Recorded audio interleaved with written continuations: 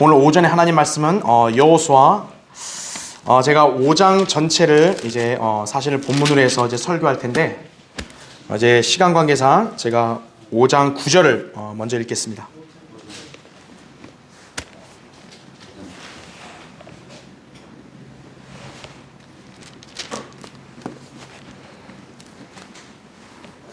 자, 먼저 5장 9절 보기 전에 거기 4장 19절 보세요. 19절과 20절 볼게요. 백성이 첫째 달 10일에 요단에서 나와 여리코의 동편 경계에 있는 길갈에 진을 쳤더라. 그들이 요단에서 취한 그 돌 12를 여호수아가 길갈에 세우고 그랬습니다. 길갈. 길갈이라는 장소를 잘 유념해 보시고 거기 9절을 보세요. 여호수아 5장 9절에 주께서 여호수아에게 말씀하시기를 오늘 내가 이집트의 치욕을 너희에게서 굴려 보냈다 하시더라.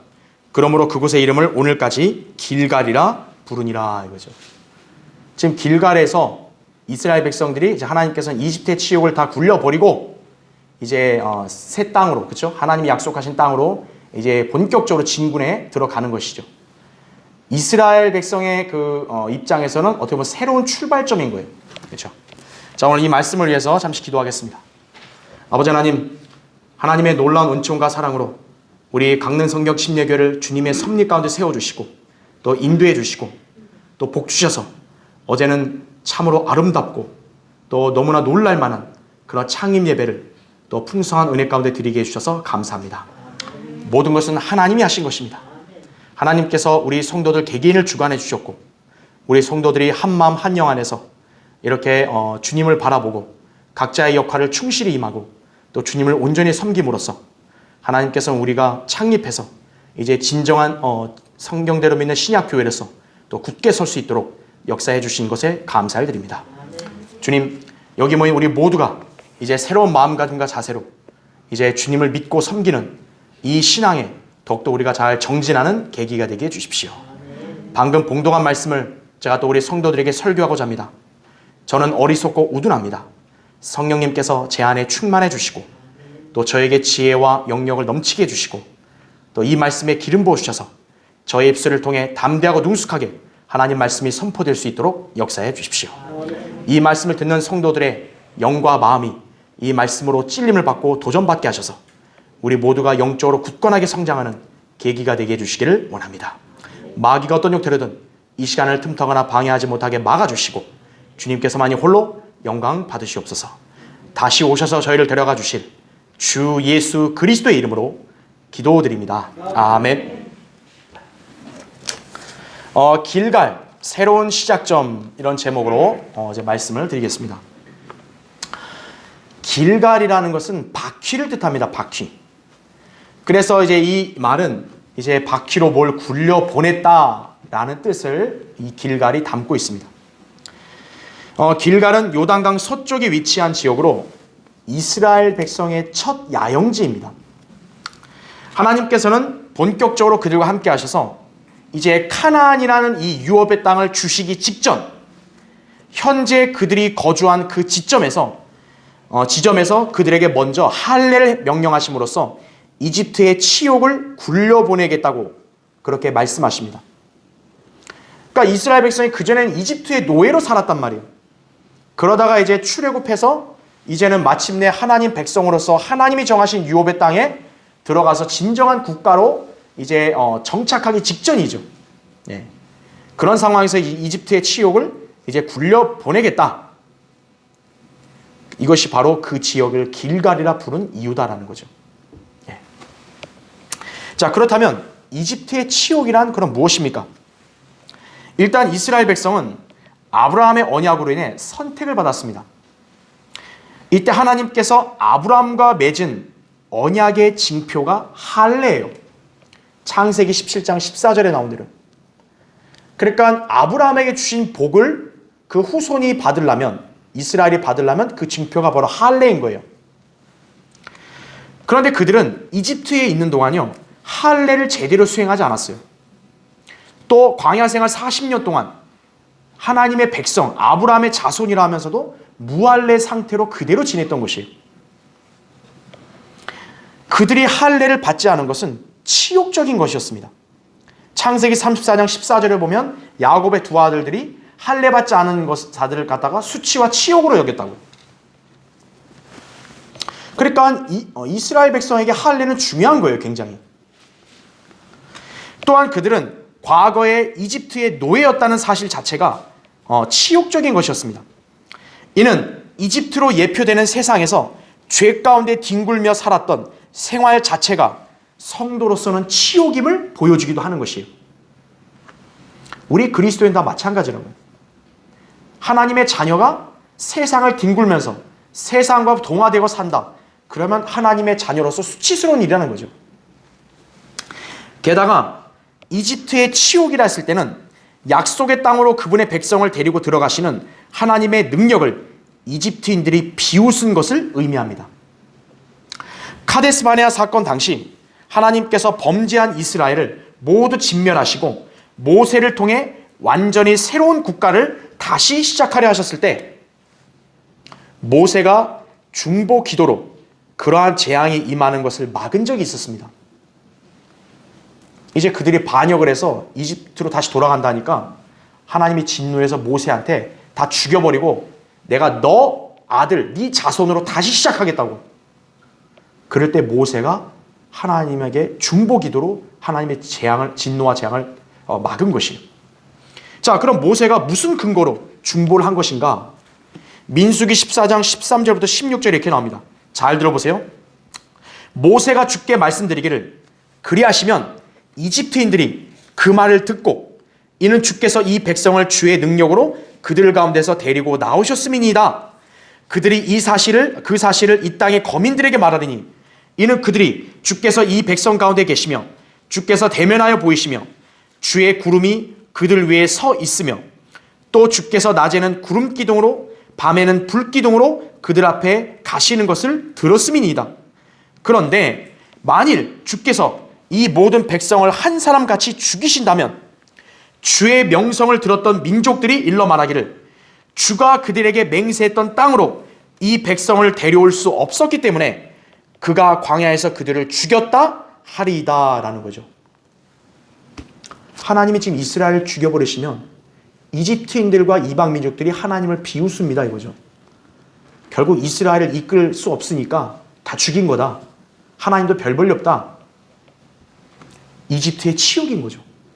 하나님의 능력을 일개 이방 민족들이 비웃음 당한 치욕인 거죠. 주님은 바로 그들의 생각이 착각이었음을 이스라엘 백성을 통해 이제 보여주심으로써 이집트의 치욕을 씻어내겠다는 것이에요.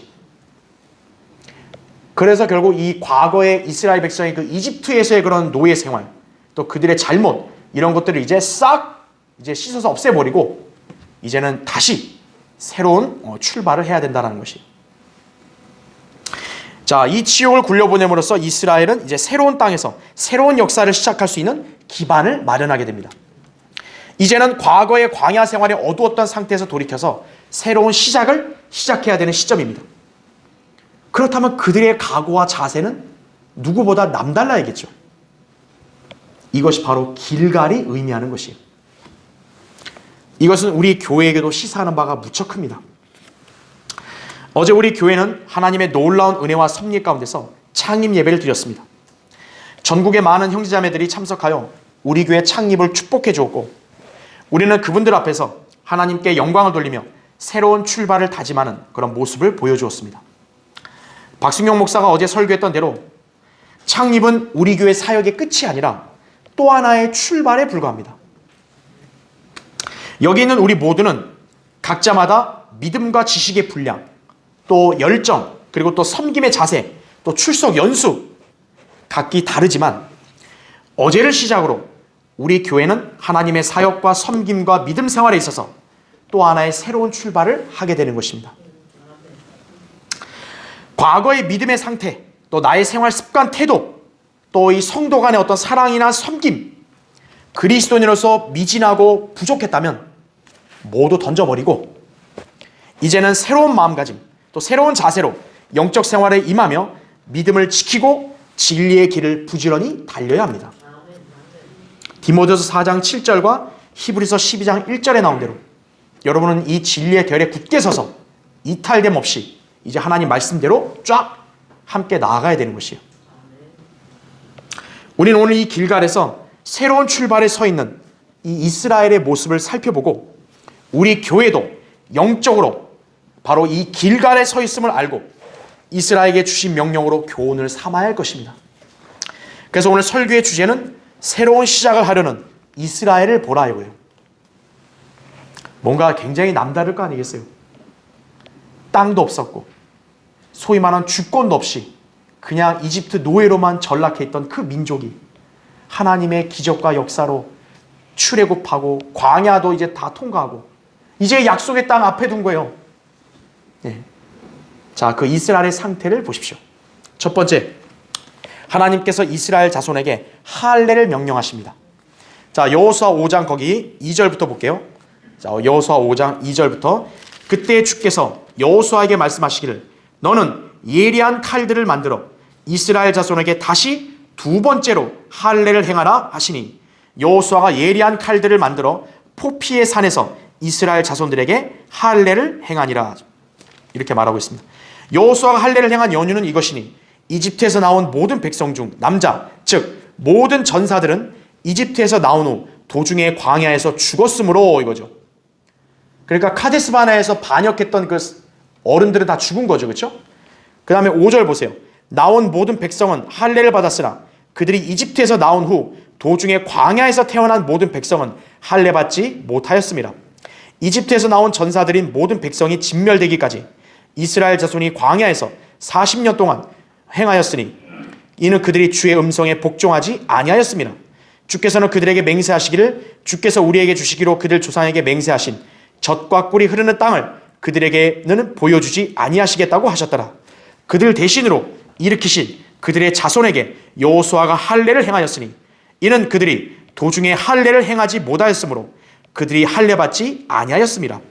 그들이 모든 백성에게 할례를 행하였더니 그들이 다 나을 때까지 진영에 있는 그들의 처소에 머물렀더라. 주께서 여호수아에게 말씀하시기를 오늘 내가 이집트의 치욕을 너희에게서 굴려 보냈다 하시더라. 그러므로 그곳의 이름을 오늘까지 길갈이라 부르니라. 이렇게 말씀하죠. 이스라엘이 다른 이방 민족들과 구별되게 만드는 요소들은 바로 율법과 할례입니다. 율법은 하나님께서 유대인들을 다루시고자 하는 법이고 할례는 그들이 하나님께 택함받은 백성이라는 징표였습니다. 특히 할례는 율법 이전에 유대인의 시초를 할 수 있는 아브라함에게 먼저 주어졌던 그런 징표였어요. 창세기 17장 9절에 이렇게 나옵니다. 또 하나님께서 아브라함에게 말씀하시기를 그러므로 너는 내 언약을 지키고 너와 내 뒤에 올 내 씨도 대대로 지키라. 이것이 나와 너희와 내 뒤에 올 내 씨 사이에 맺은 너희가 지켜야 할 나의 언약이니 너희 가운데 모든 사내 아이는 다 할례를 받을지니라. 너희는 너희의 포피의 살을 베어내라. 이는 이것이 나와 너희 사이의 언약의 표가 되리라. 할례를 받지 아니한 사내 아이 곧 그의 포피의 살을 베어내지 아니한 자는 그의 백성 중에서 끊어지리니 그가 내 언약을 위반하였음이라. 이렇게 말씀하고 있어요. 할례는 이스라엘 태어난 남자 아기들이 태어나지 8일 만에 다 포피의 살을 베어내는 거예요. 예.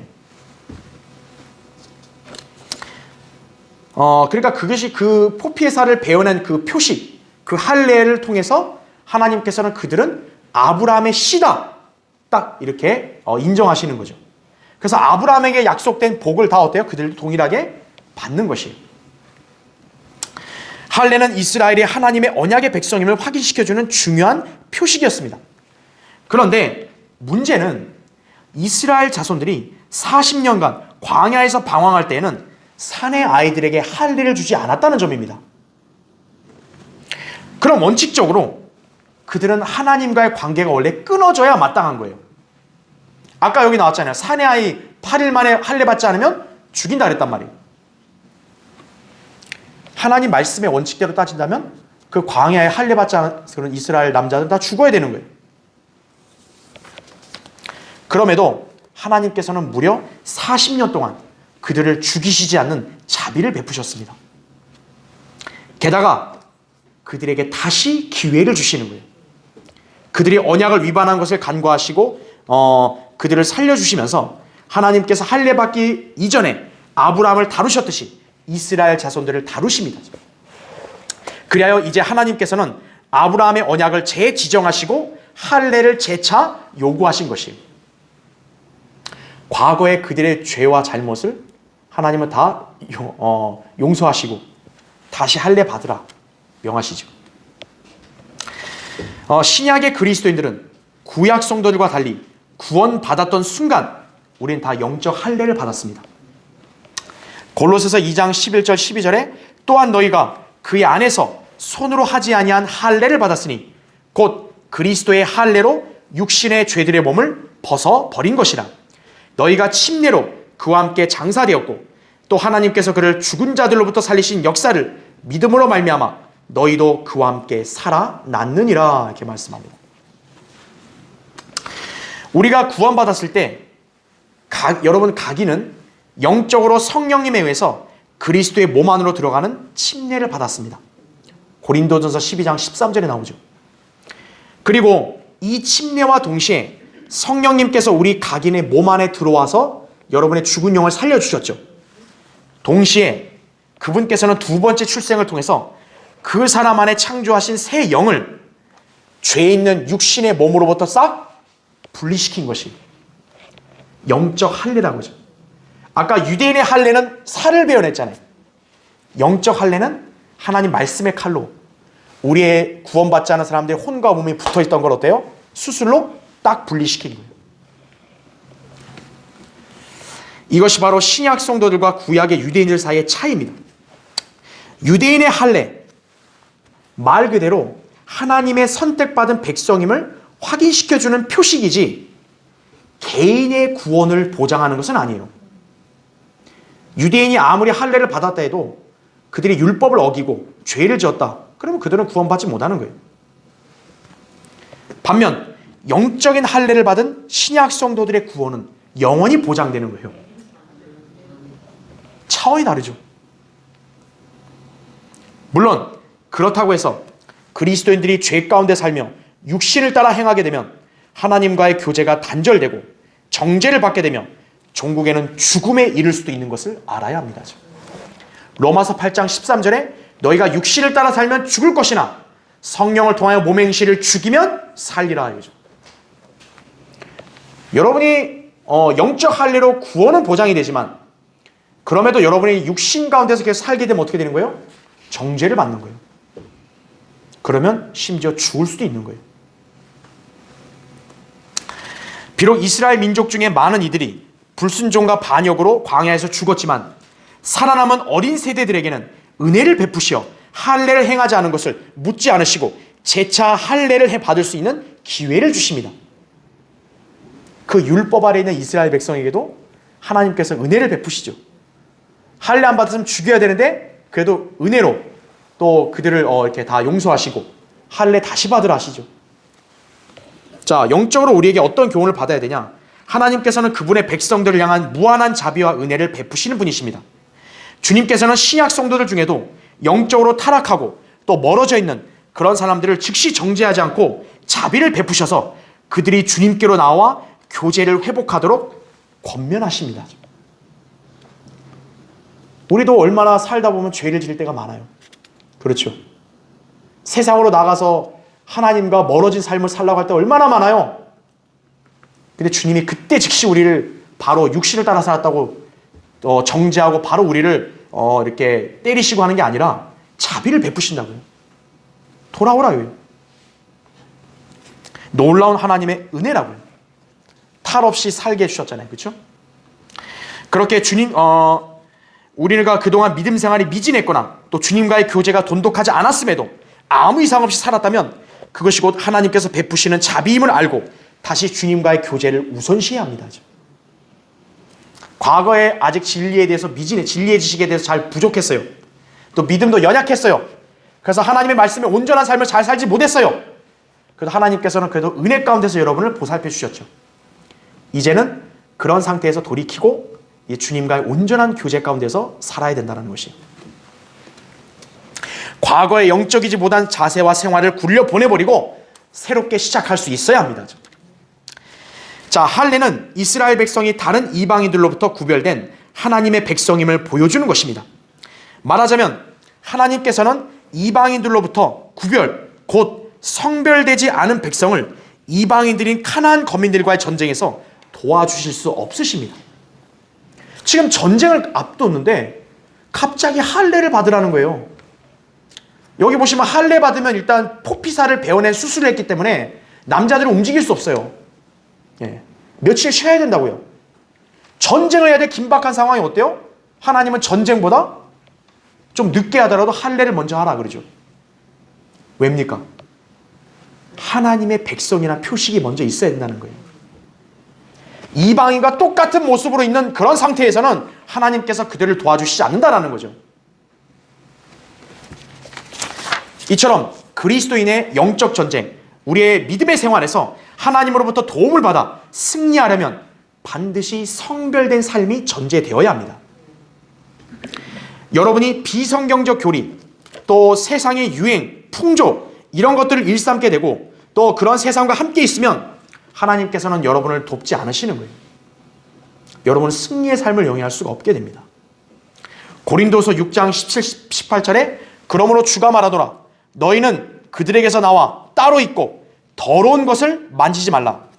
그리하면 내가 너희를 영접할 것이며 또 나는 너희에게 아버지가 되고 너희는 내 아들들과 딸들이 되리라. 전능하신 주가 말하노라. 이렇게 말씀하고 있어요. 구약의 이스라엘 백성이 할례를 받아 하나님의 언약의 백성으로 살았듯이 신약 성도들은 영적 할례를 받아 하나님의 자녀들로 살고 있습니다. 그렇지만 우리는 믿음 생활에 있어서 항상 세상 죄인들과 같은 모습을 보여서는 안 됩니다. 그렇게 했다면 그건 과거로 이제 굴려 보내버려야 돼요. 현재라는 시간 타임 때 왔을 때는 여러분 이제 새로운 출발을 다시 해야 돼요. 영적으로. 성별, 이것은 그리스도의 삶에 너무나 중요한 거예요. 그리스도인이 세상 사람과 똑같은 습관, 똑같은 성향, 똑같은 언행을 보인다면 그럼 결코 하나님의 거룩한 자녀를 할 수 없죠. 성별을 딱 여러분이 견지하고 하나님의 뜻에 따라 이제 살아야 합니다. 로마서 12장 2절에 나온 그대로죠. 그럴 때 그 성도는 영적으로 성장하고 영적 전쟁에서 주님의 도우심을 받아 승리하는 삶을 영위할 수 있습니다. 우리 모두가 구원받았을 때 받았던 그 영적 할례의 의미를 여러분은 다시 한번 되새겨야 합니다. 자, 새로운 시작을 하려는 이스라엘을 보라. 두 번째요. 이스라엘은 그 땅에 옛 곡식을 먹었습니다. 여러분 거기 5장 10절 보세요. 여호수아 5장 10절. 이스라엘 자손이 길갈에서 진을 치고 여리코 평원에서 그달 14일 저녁에 유월절을 지켰으며 유월절 이튿날에 그 땅에 옛 곡식을 먹었으니 바로 그날 누룩 없는 과자와 볶은 곡식을 먹었더라. 그들이 그 땅에 옛 곡식을 먹은 이튿날에 만나가 그쳤으니 이스라엘 자손이 더 이상 만나를 얻지 못하였으나 그들이 그의 가나안 땅의 열매를 먹었더라. 이렇게 말씀합니다. 이스라엘이 하나님께서 약속하신 가나안 땅에서 유월절을 이제 마침내 지키죠. 이것은 이스라엘 자손이 음식으로 만나만을 마지막으로 먹은 때이기도 합니다. 광야에 있을 때 하나님께서 초자연적으로 만나를 내려줘서 그들이 먹고 생활하는데 아무 부족함 없게 해주셨죠. 한마디로 밥을 다 해결해 주신 거예요. 밥 안 칠 필요 없고 그냥 만나 저절로 떨어지니까 그걸로 먹어도 되는 거예요. 하나님께서 40년 동안 광야 생활에서 이스라엘을 부양하셨죠. 그러나 이스라엘이 약속의 땅인 가나안에 들어선 이후 곧 무교절의 둘째 날부터는 이제 만나는 완전히 그쳤습니다.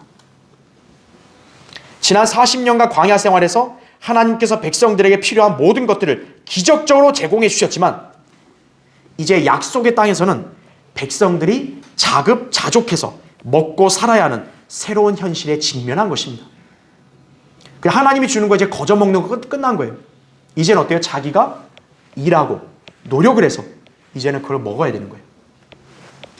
자, 여기서 우리는 이스라엘이 영적으로 한 단계 성장해야 하는 것을 볼 수 있습니다. 그동안 그들은 오직 하나님의 공급하심에 의존해서만 살아왔습니다. 물이 필요하면 하나님께서 반석에서 물을 저절로 나오게 하시죠. 음식이 필요하면 하늘에서 음식을 비처럼 내려주시죠. 무슨 노력과 수고가 필요해요. 그죠? 그들의 옷, 그들의 신발은 닳지도 않았어요. 40년간. 신명기 29장 5절에 나온다고. 옷가게도 없고 공장도 없고 신발 공장도 없는데 40년간 광야를 다니면서 옷과 신발도 해지지 않았어요. 이처럼 하나님께서는 그들의 필요를 거저 제공해 주셨습니다. 그러나 이제 하나님께서 그들에게 새로운 환경에서 그 약속의 땅을 주셨고 이제 그들이 정착해서 살아야 되는 그 시점부터는 그들이 직접 심고 거두고 씨를 찾고 옷감을 짜고 일을 함으로써 자기들의 힘으로 살아가야 합니다. 하나님은 인간을 평생도록 공짜로 다 먹여주시는 분 아니에요. 성경적 원칙은 일하는 사람만이 먹는 것이에요. 데살로니가서 3장 10절에 나오죠. 자, 성경은 우리 그리스도인들에게도 영적으로 성장해야 함을 말씀하십니다. 베드로서 3장 18절에 오직 은혜와 우리 주 곧 구주 예수 그리스도를 아는 지식 안에서 자라가라 이렇게 말씀하고 있어요. 여러분이 구원받고 또 진리를 알게 됐을 때 여러분 영적으로 굉장히 어렸을 때 아니에요. 그렇죠? 그때는 하나님께서 여러분이 뭘 영적으로 할 수 있는 능력이 안 되니까 갓난아기를 부모가 막 각별히 보살피듯이 다 보살펴줬단 말이에요. 그러나 이제 어느 정도 시간이 지나서 크면 어떻게 되는 거예요? 평생 부모가 다 먹여주는 거 아니죠. 이제 네가 해라. 청소 이제 네가 해라. 그 다음에 더 잘하면 옷도 네가 개라. 이제는 밥도 네가 한번 지어봐라. 이렇게 되는 거죠. 주님께서는 우리 모두의 영적 상태를 보시고 그에 합당하게 인도하십니다. 갓 구원받은 성도들 영적으로 어리고 무능하기 때문에 하나님께서는 그들의 생애에 놀라운 기적들을 베푸시기도 합니다. 성경을 잘 알지 못해도 성경에 있는 많은 것들을 보여주시기도 하고요. 또 그리스도인들의 삶을 통해서 많은 감동과 흥분을 경험하기도 합니다. 그리고 때론 서투른 그들의 기도에 놀라운 응답을 보이시기도 합니다. 이것이 소위 초신자들이 경험할 수 있는 영적 삶입니다. 그래서 여러분도 한번 생각해보세요. 갓 구원받거나 각 진리가 나왔을 때는 이상하게 막 놀라운 그런 그 기적적인 어떤 경험 또 기도응답 막 이런 걸 겪을 때가 많았을 거라고요. 마치 부모가 갓난아기 때는 뭐든지 어때요? 해달라는 대로 다 그대로 그 아기가 원하는 대로 다 해주죠. 그렇죠. 그러나 자신이 영적으로 성장하면 할수록 그런 경험들에서 점차 멀어져가는 것을 느낄 때가 있습니다. 이제는 주님께서 그 사람이 스스로 영적으로 서서 걷고 뛰는 것을 원하시고 세상과 육신과 마귀와의 영적 전쟁을 치러 승리하기를 원하십니다. 성장하지 않으면 맨날 부모 품에만 있어야 되는 거예요. 이제는 직접 서서 저도 가겠습니다. 이렇게 장성할 수 있어야 된다는 얘기죠. 때로는 고난과 시련을 이제는 견뎌낼 수 있어야죠. 그리고 주님을 신뢰하고 그냥 한 번 기도했다고 즉각 응답받는 그런 것만 단순한 믿음이 아니라 끈질기게 기도함으로써 이제 응답받는 그런 믿음의 상태로 올라가야죠. 그래서 주님께서는 이제 세월이 좀 흐르고 영적으로 성장하게 되면 이제 옛날에는 바로 응답해 주신 것들도 때로는 지연도 시키기도 하신다고요. 이것이 바로 구원받고 영적으로 성장하는 성도들이 겪을 수 있는 영적 경험입니다. 여러분이 현재 처음 진리를 따라 살 때 삶, 지금의 삶을 비교하면서 뭔가 좀 버겁기도 하고 좀 예전과 같은 경험이 좀 겪지 못한다고 해서 하나님이 나를 이제 더 이상 돌보시지 않나? 그렇게 낙심하거나 좌절할 필요가 없다라는 것이에요. 부모가 제일 마음 아플 때 언제죠? 자녀가 나이값 못할 때요. 네. 어느 부모가 그걸 원하겠어요?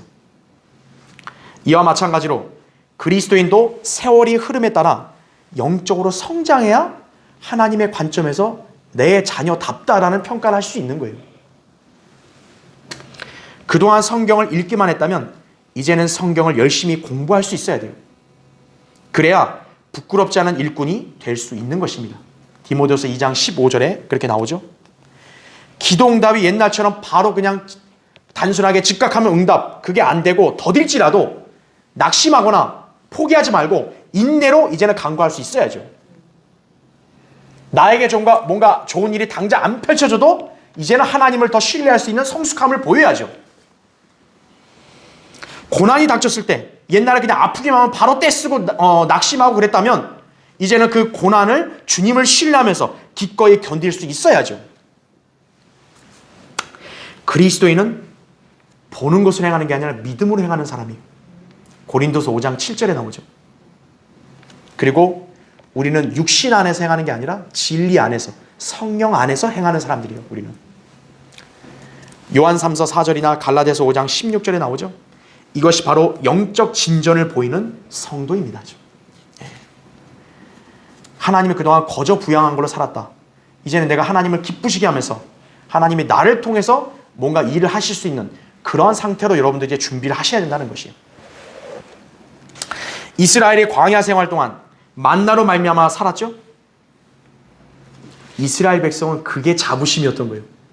우리는 하늘에서 내려온 만나를 먹고 살았다. 우리 조상들은. 요한복음 6장 31절에 나오죠.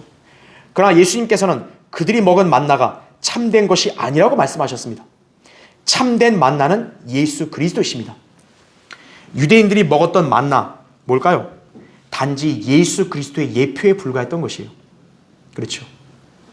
여러분 찾아볼까요? 요한복음 보세요. 요한복음 6장 거기 껴놓으시고 요한복음 6장 32절 보세요. 이 요한복음 6장은요. 그 예수님 곁에 많은 인파들이 몰린 거예요. 왜 몰렸냐? 예수님 믿으려는 게 아니라 빵도 거저 먹여주고 배부르니까 이분 따라다니면 잘 먹고 잘 지내겠다. 그래가지고 붙은 거예요. 그러니까 이들의 관심은 빵이야, 빵. 예수님 말씀이고 뭐 필요 없어요. 그냥 빵만 잘 주면 되는 거예요. 그러니까 예수님께서 이제 이들에게 영적인 빵을 설교하시는 건데 거기 32절 보세요. 그때 예수께서 그들에게 말씀하시기를 진실로 진실로 내가 너희에게 말하노니 모세가 하늘에서 그 빵을 내려 너희에게 준 것이 아니라 나의 아버지께서 하늘에서 참된 빵을 내려 너희에게 주시나니 이는 하나님의 빵은 하늘에서 내려와 세상에 생명을 주는 분이기 때문이니라고 하시니라. 그러자 그들이 주께 말씀드리기를 주여 이 빵을 우리에게 항상 주소서라고 하니 그러니까 지금 여기 무리들은 뭐예요? 물리적인 빵이지 않은 거예요 또. 그러니까 빵 좀 주세요. 좀 빨리 먹게. 그래서 35절 보세요. 예수께서 그들에게 말씀하시기를 내가 생명의 빵이니라.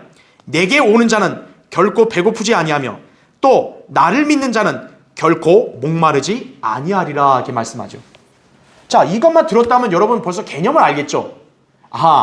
만나, 물리적인 만나가 실체가 아니라 예수 그리스도 바로 그분을 믿는 게 진정한 의미가 있는 거구나. 이걸 이제 알아야죠. 자, 그런데 거기 52절 보세요. 52절 보시면 그때 유대인들이 자기들끼리 다투어 말하기를 어떻게 이 사람이 자기 살을 우리에게 먹으라고 줄 수가 있겠느냐라고 하니 답답하죠? 어떻게 이해한 거예요? 예수님 살을 뜯어먹으라고 이렇게 이해한 거예요, 이 사람들은요. 아직도. 자, 그럼 거기 57절 보세요. 자, 예수님께서 진짜 더 어려운 말씀했거든요. 내 피를 먹고 내 살을 마셔야만 내 안에 있다 그러니까 어렵잖아요. 근데 그 의미를 설명해 주신 거예요. 57절 보세요. 살아계신 아버지께서 나를 보내셨고 잘 보세요. 내가 아버지로 말미암아 사는 것 같이 나를 먹는 그 사람 역시 나로 말미암아 살리라 그랬죠. 자, 지금 예수님이 빵을 먹는다는 걸 어떤 개념으로 이해하신 거예요? 설명하신 거예요. 예수님이 아버지로 말미암아 산다 그랬잖아요. 그거예요. 그럼 예수님이 하나님 아버지를 뜯어먹고 살아요? 아니잖아요. 바로 그런 관계라고요. 그래서 58절 이것은 하늘에서 내려온 빵이라 너희 조상이 만나를 먹고 죽은 것과 같지 아니하니 이 빵을 먹는 자는 영원히 살리라고 하시니라 이거죠. 그러면서 63절에 나오죠. 살리는 것은 영이니 육은 전혀 무익하니라. 내가 너에게 한 말들은 영이요 생명이라 이거죠. 주님이 하신 말씀은 영적이다라는 거죠. 우리는 바로 그 예수 그리스도로 말미암아 지금 살고 있는 것이에요. 그렇죠. 네. 여러분은 광야의 유대인들이 먹었던 그 만나를 먹었던 그 유대인보다 훨씬 더 존귀한 위상을 가지신 분들이에요. 참된 만나인 예수 그리스도를 여러분 영접을 하셨잖아요. 그렇죠. 네. 우리는 그분으로 말미암아 영생을 얻고 이 땅에서도 그분으로 말미암아 살고 있는 거예요. 여러분은 여러분 자신이 잘나서 살고 있는 거 아니에요. 여러분 안에 계신 예수 그리스도로 말미암아 여러분 지금 살고 있는 거예요. 유대인들은 먹고 사는 거에만 관심이 있잖아요. 그렇죠? 이런 영적인 말씀을 줘도 아이고 배고파 빵 줘 이거죠. 자, 우리 그리스도인들도 먹고 사는 거, 물리적인 그런 거에만 관심 두지 말고 이제는 예수 그리스도를 위해 살고 그분의 말씀으로 사는 그런 성도가 되어야 한다 이거죠. 이것이 바로 새로운 영적 삶의 시작이 되는 것이에요. 자, 새로운 시작을 하려는 이스라엘을 보라. 세 번째, 여호수아는 주의 군대 대장을 만났습니다. 여러분 거기 여호수아 5장 13절 보세요.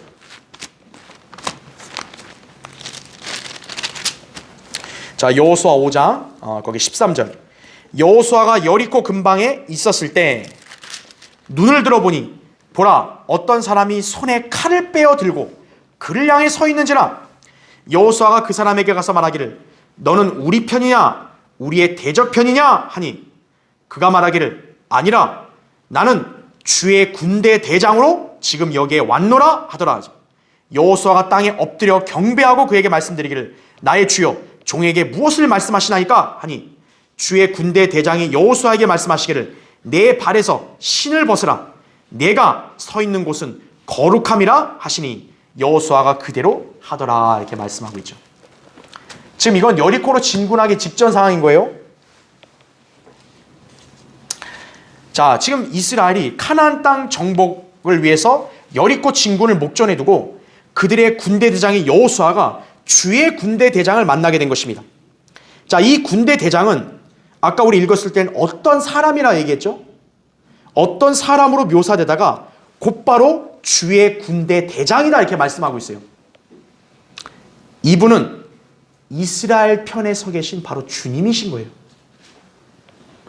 구약에서 보통 주님은 사람의 현현으로 나타나셨죠. 그 용어가 뭡니까? 바로 주의 천사라고 해요. 주의 천사. 구약에서 하나님께서 사람으로 성육신하기 전에 예수 그리스도로 오기 전에는 구약에선 주의 천사로 나타나신 거예요. 그렇죠? 바로 여호수아는 그 주의 군대 대장을 만난 것입니다. 자, 그러면 왜 군대 대장이 이 여호수아를 만났을까요? 이것은 이 가나안 땅 전쟁을 주관하시는 분이 누구시고 전쟁에서 승리하려면 누구를 신뢰해야 하는지를 분명하게 보여주려고 하기 때문이에요. 여호수아 이스라엘이 싸움 잘해서 이기는 거예요? 아니라는 거죠. 그들을 지휘하시고 인도하시는 군대 대장, 바로 주님이 그들을 인도하시고 그들과 함께 싸우실 때 이길 수 있다는 거죠. 우리 하나님 전사시죠? 출애굽기 15장 3절에 나온 대로 예수 그리스도는 하나님의 군대 사령관이시고 또 우리 구원의 대장이 되십니다. 히브리서 2장 10절에 나오죠. 지금 구약의 이스라엘 군대 대장인 여호수아가 주의 군대 대장인 예수 그리스도 앞에 서 있는 광경이 잠옷 흥미롭습니다. 여호수아가 헬라어 이름은 예수거든요. 여호수아는 예수 그리스도를 예표하는 인물이에요. 무엇을 예표하냐? 군대 대장을 예표하는 거예요. 여호수아는 이스라엘 백성을 이끌고 가나안 땅 약속의 땅으로 인도에 들어간 대장이죠. 예수 그리스도는 재림 때 이스라엘을 안식으로 천년의 왕국의 안식으로 이끌고 인도하시는 바로 주님이시라고요. 그렇죠? 자, 전쟁의 승패 여호수아에게 달려있는 거 아니에요. 주님의 손에 달려있다 이거죠. 역대기상 5장 20절에 나온 대로. 이처럼 우리 그리스도인들, 우리는 모두 예수 그리스도의 군사들입니다. 디모데후서 2장 3절에 나오죠. 우리가 신뢰하며 따라야 할 대장은 바로 우리 주 예수 그리스도예요. 우리가 영적인 전투에서 승리하려면 오직 그분의 명령에 순종하며 그분의 도우심으로 우리는 싸워야 합니다. 이것이 승리하는 영적 삶의 비결입니다. 지금 여호수아가 주의 군대 대장을 만나서 만난 행보를 통해서 우린 영적 전쟁을 수행할 때 필요한 요소들을 배울 수 있습니다. 여러분 이 요소들을 잘 기억하시고 여러분이 영적 신앙생활이나 영적 전쟁을 치를 때 이 주님의 도우심을 받아 승리할 수 있어야 돼요. 첫 번째는 여호수아는 처음에 그 사람이 주의 군대 대장이자 주의 천사인 줄 알지 못했어요. 사실 주의 천사는 얼마나 막강합니까? 그렇죠? 지금 그분이 칼을 빼어들고 서 있는 거예요.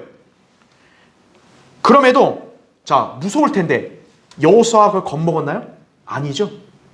그 군대 대장 앞에서 너는 적군이냐 아군이냐 신원 확인을 하라 이거죠.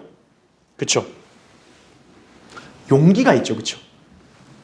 이것이 바로 우리 그리스도인들이 갖추어야 할 용기입니다. 오늘날 그리스도인들이라 하는 수많은 사람들이 용기 없고 겁 많고 소심한 면모를 보일 때가 많습니다. 여러분 군인이 겁 많으면 어떻게 해야 되겠어요? 싸울 수 있겠어요? 집에 갑자기 도둑이 들었어요. 그러면 어때요? 가장이 용기 있게 지켜야죠. 가족들을. 가장이 아이고 무서워 하면서 뒤에서 부인을 갖다 앞으로 밀면 되겠어요? 안 되죠. 용기가 있어요. 용기. 네. 지켜야죠. 그리스도인도 마찬가지예요. 마귀가 나를 공격해온다. 그거에 그냥 겁먹어가지고 아유 나 이제 끝났다. 나 이제 끝장이다. 이러지 말고 용기 있게 맞서야 된다는 거죠. 네. 두 번째, 여호수아는 즉각 질문을 통해 적군과 아군을 식별하고 있죠. 너 우리 편이냐 대적 편이냐 이거죠. 자, 우리가 영들을 시험하는 것에 관한 좋은 교훈입니다. 말하자면 그리스도인은 영적 분별력을 갖춰야 돼요. 과연 바로 주님이 나를 도우시는 건지 아니면 지금 마귀가 나를 쓰러뜨리려고 저렇게 속임수를 쓰는 건지 여러분은 그거를 분별할 수 있어야 돼요. 분별력을 쓰면 어때요? 속임수도 넘어가는 거죠. 그냥 아이고 나한테 잘해주려는가 보다. 그러다가 그냥 쓰러지는 거죠. 요한일서 4장 1절에도 사랑하는 자들아 모든 영을 다 믿지 말고 그 영들이 하나님께 속하였는지 시험하라 이거죠. 이는 많은 거짓 선지자들이 세상에 나왔음이니라 이렇게 말씀하고 있어요. 저 유명한 목사님도 대단히 사람 많던데요. 저 사람이 설교하는 거 다 옳은가? 아니라는 거죠. 분별하라는 거죠. 모든 걸 다 믿지 말고 시험하라 이거죠. 하나님께 속하였는지. 와, 저 목사님 방언하던데요? 저 목사님 막 성령 체험했다는데요? 그런 걸 믿지 말고 시험하라 이거죠. 영적 분별력이 있어야 되는 거예요. 우리는 진리의 말씀으로 상대방이 우리 대적 편인지 아니면 우리 편인지 분간해야 되는 것이에요. 하지만 오늘날 세상은 적과 아군의 구별이 없습니다. 중립이란 지대를 만들어놔서 스스로 어느 위치에 서기를 거부하고 있어요. 현재 배교한 교회들은 에큐메니칼 운동을 운운하면서 다른 종교들과 통합을 시도하고 있죠. 예. 불교면 어때요? 천도교면 어때요? 이슬람이면 어때요? 다 똑같은 하나님 아닌가요? 다 이러면서 통합하는 거죠. 또 비성경적 교리와 실행을 일삼는 그런 교회들과도 지금은 타협하고 있는 형국입니다. 하지만 성경은 양다리 걸치는 두 마음을 허용하지 않습니다. 야고보서 1장 8절에 나오죠. 예수님과 함께하지 않는 자는 모두 반대하는 자라고 말씀하신 거예요. 마태복음 12장 30절에 나와요. 난 함께 안 하고 딱 중간에서 관전만 할게요. 그럼 주님은 딱 반대하는 자다 이렇게 말씀하는 거예요. 여러분이 주님을 따르려면 이 진리를 그대로 믿고 따라야 되는 것이에요. 정확하게 여러분이 알아야 분별할 수 있는 거죠. 자, 그리스도인은 확실한 선택을 해야 돼요. 엘리야가 바알과 하나님 사이에서 머뭇거리고 있는 그 백성들을 향해서 이렇게 얘기하죠. 너희가 얼마나 더 두 의견 사이에서 지체하려느냐? 주가 하나님이시면 그를 따르라. 만일 바알이면 그냥 바알 따르라 이거죠. 열왕기상 18장 21절에 결단을 촉구했죠. 여호수아 자신도 임종시에 너희가 섬길 자를 오늘날 너희가 택하라 이렇게 말했죠. 여호수아 24장 15절에. 여러분이 영적이라면 성경으로 모든 것들을 여러분 판단해야 돼요. 아이고 저건 좋은 목사님, 아이고 저건 좋은 교회, 그게 다 믿는 게 아니라 성경으로 판단해 봐야 되는 거예요. 그리고 올바른 것만 받아들이는 거죠. 그리고 성경의 진리로 올바른 편에 서야 되는 것이죠. 세 번째, 여호수아가 그분이 주의 군대 대장임을 알았을 때, 자 몰랐으니까 물어본 거 아니에요. 너 우리 편이야 대적 편이야. 근데 주의 군대 대장이라고 딱 말하니까 어때요? 여호수아가 즉각 그분께 경배를 드리죠. 엎드려서. 이때 그분은 경배를 받습니다. 천사는 경배를 받지 않아요. 원래가. 인간도 경배를 받지 않아요. 계시록 이렇게 19장 10절이나 22장 8절 9절 보면 천사는 경배를 안 받는다고요. 그런데 여기에 나온 천사는 경배를 받아요. 왜요? 바로 주의 천사 하나님이시기 때문에 경배를 받는 거예요. 바로 이분이 성육신하시기 이전에 예수 그리스도예요. 여기 나온 분이. 예수 그리스도는 신약에만 모습을 드러내는 게 아니라 구약에선 주의 천사로서 사람들에게 나타나신 거예요. 네. 자, 우리도 그분께 경배를 드리는 것입니다. 여러분의 군대 대장, 여러분의 주님, 바로 그분이 예수 그리스도라는 걸 안다면 여러분 주저없이 늘 그분을 경배해야 되는 것이에요. 경배의 핵심은 말씀입니다. 말씀. 자, 여호수아가 그래서 뭐라고 얘기합니까? 경배를 드리면서 이 군대 대장에게 이렇게 물어요. 나의 주여, 종에게 무엇을 말씀하시나이까? 이거예요. 경배를 드리는 사람은 제일 핵심이 뭐냐? 하나님께 주님 말씀하십시오. 제가 경청하겠습니다. 이거예요. 예수님께서는 하나님께로부터 나온 사람은 하나님의 말씀들을 듣느니라고 그렇게 말씀하셨어요. 요한복음 8장 47절에 나오죠. 그러면서 그분을 사랑하는 사람은 곧 말씀을 지킨다고 또 그렇게 하셨죠. 요한복음 14장 21절에 나오죠. 그리스도인들은 믿음의 말씀들과 선한 교리의 말씀들로 양육을 받아야 합니다. 그렇게 우리는 늘 예배 때마다 어때요? 이렇게 진리를 설교하잖아요. 자꾸. 여러분이 자꾸 성경을 가르치잖아요. 여러분이 주님을 진정으로 경배하려면 하나님 말씀을 경청하고 말씀을 알고 그 말씀대로 해야 되는 것이에요.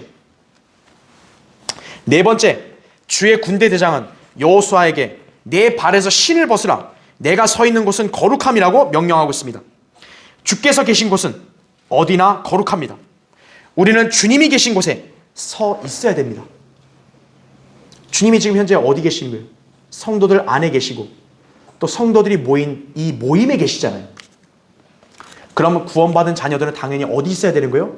주님이 계신 곳에 같이 있어야 되는 거예요. 주님은 더럽고 불결한 세상 또 비성경적으로 행하는 모임에 계시지 않습니다. 따라서 성도가 성별하지 못하면 죄를 짓는 것이고요. 영적 전쟁에서 패배하는 지름길인 것을 알아야 되는 것이에요. 비성경적으로 행하면 하나님은 그 경배를 받지 않으시는 거예요. 그러니까 자기 만족이에요. 그냥 나 교회 갔다 왔어. 자기 만족이에요. 그냥. 자, 이처럼 우리는 이 네 가지를 잘 배워야 되는 것이에요. 네. 여호수아가 주의 군대 대장을 조우했을 때 보였던 그 모습대로 여러분도 여러분 안에 계신 주님을 늘 만날 때마다 항상 그 주님을 믿을 때마다 이런 요소를 기억해야 되는 것이에요. 자, 여러분 지금 누구를 믿고 따르고 있습니까? 여러분의 부모님입니까? 아니면 여러분이 존경하는 선생님입니까? 어떤 목사입니까? 여러분은 그리스도의 군사예요. 여러분의 대장이신 예수 그리스도를 여러분 따르는 군사들이에요. 여러분은 바로 그분을 바라봐야 되는 것이에요. 그분을 여러분이 안다면 여러분은 그분의 말씀에 경청하고 경배드리는 걸 주저해서는 안 돼요. 그동안 주님께 밀착하지 않고 자기 힘과 자기 지혜로 신앙생활을 하려고 했거나 또 자기의 힘으로 그냥 영적 전쟁을 치르면 되겠거니 하고 그렇게 방심하고 자만했다면 이제는 군대 대장을 제대로 알고 믿고 그분을 따르시기를 바랍니다. 자, 결론을 맺겠습니다. 사람은 누구나 실수하거나 또 과실로 인해서 잘못된 길에 들어섰다든지 또 잘못된 행실로 인해 크나큰 손실과 후회를 겪을 수도 있습니다. 어차피 사람은 완벽할 수 없어요. 네. 처음부터 하나님의 완벽한 자녀로 태어난 사람 아무도 없어요. 이 세상에. 그렇다면 이제 우리가 그런 것들을 정확히 알고 우리가 어떤 과거의 잘못, 과실 이런 걸 돌이켜서 올바르게 나아가는 게 중요한 거예요. 예. 이것이 회개입니다. 그럴 때 그 사람은 온전하게 고쳐질 수 있고 이것이 곧 새로운 시작의 출발이 되는 것입니다. 길갈, 이집트의 치욕을 굴려보낸 그 장소, 이스라엘 백성에게는 새로운 시작점이었다고요. 그들이 사실 생각해 봤을 때 과거에 자기들이 광야에 보면 얼마나 부끄럽겠어요. 시간 돌이켜보면 얼마나 자기들이 과거에 하나님 앞에서 불평하고 반역하고 그렇죠? 얼마나 부끄럽고 수치스럽겠어요. 근데 하나님께서는 과거에 그걸 묻지 않으시는 거예요. 이제 새로운 출발점이 됐다면 다 굴려보내고 다시 출발하라 이거죠. 창립 예배, 우리 교회에게서는 바로 길갈과 같습니다. 그간 우리 교회가 하나님의 인도하심 가운데 지역교회로서 형성되어가는 기간이었다면 이제는 창립을 통해 하나님께서 이 영동 지역의 사역을 위탁해 주신 참된 신약 지역교회로 우리가 승인받은 날이에요. 이제 과거에 우리가 어떤 삶을 살았든 신앙생활을 어떻게 했든 다 지나갔어요. 여러분은 어제 참석하신 모든 분들은 이 하나님이 세우신 교회 모두 창립 멤버들이에요. 전부 다. 중요한 건 뭡니까? 부족했던 영적 생활, 육신적인 삶의 습관, 이걸 씻어내야 하는 것이에요. 주님과의 관계를 제대로 정립해서 그분 안에서 자신의 인생을 계획하고 그분의 뜻을 최우선으로 두고 그렇게 살아야 합니다. 그럴 때 그 사람의 생애는 하나님의 주관 아래서 풍성한 복을 향유하게 되는 것이에요. 여러분 돈 많다고 복 많나요? 돈 많으면 뭐예요? 평생 병원에 있다가 죽어서 끝난 사람은 아무 소용없죠. 내가 가진 것들을 풍성하게 향유할 수 있는 게 복이죠. 특히나 우리가 소유하고 있는 이 믿음을 온전히 발휘하면서 사는 그 삶이 가장 복된 삶이죠. 그렇죠? 마태복음 6장 33절에도 오히려 너희는 먼저 하나님의 나라와 그분의 의를 구하라. 그리하면 이 모든 것을 너희에게 더해 주시리라. 그렇죠?